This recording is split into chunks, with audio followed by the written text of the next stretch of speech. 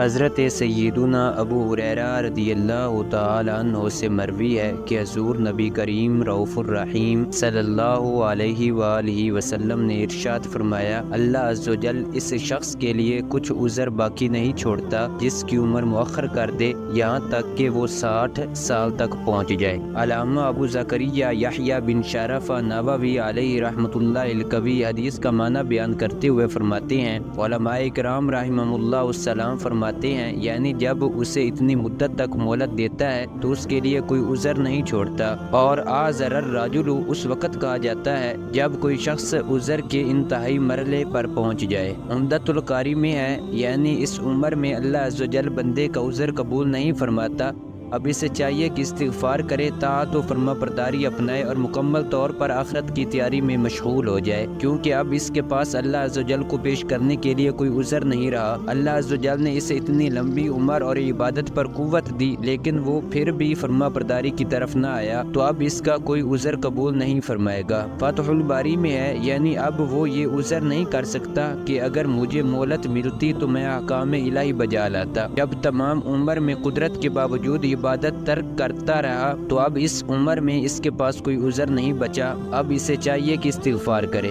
مفتی احمد یار خان علیہ رحمۃ الحنان فرماتے ہیں، اس عبارت کے دو معنی ہیں، ایک یہ کہ اعذرا کے معنی ہے عذر دور کر دیتا ہے، یعنی باب افعال کا حمزہ سلب کے لیے ہے، تب مطلب یہ ہوگا بچپن اور جوانی میں غفلت کا عذر سنا جا سکے گا مگر جو بڑھاپے میں اللہ تعالیٰ کی طرف رجوع نہ کرے اس کا عذر قبول نہ ہوگا، کیونکہ بچپن میں جوانی کی امید تھی، جوانی میں بڑھاپے کی، اب بڑھاپے میں سوائے موت کے اور کس چیز کا انتظار ہے، اگر اب بھی عبادت نہ کرے تو سزا کی قابل ہے، اس کا کوئی بہانہ قابل سننے کے نہیں۔ دوسرا یہ کہ اعذارا کے معنی ہے معذور رکھتا ہے، یعنی جو بڑھاپا آدمی بڑھاپے کی وجہ سے زیادہ عبادت نہ کر سکے مگر جوانی میں بڑی عبادتیں کرتا رہا ہو تو اللہ تعالیٰ اسے معذور قرار دے کر اس کے نامہ اعمال میں وہی جوانی کی عبادت لکھتا ہے۔ 60 سال پورا بڑھاپا ہے، بوڑھے نوکر کی پنشن ہو جاتی ہے، وہ رؤوف الرحیم رب بھی اپنے بوڑھے بندوں کی پنشن کر دیتا ہے مگر پنشن اس کی ہوتی ہے جو جوانی میں خدمت کرتا رہے۔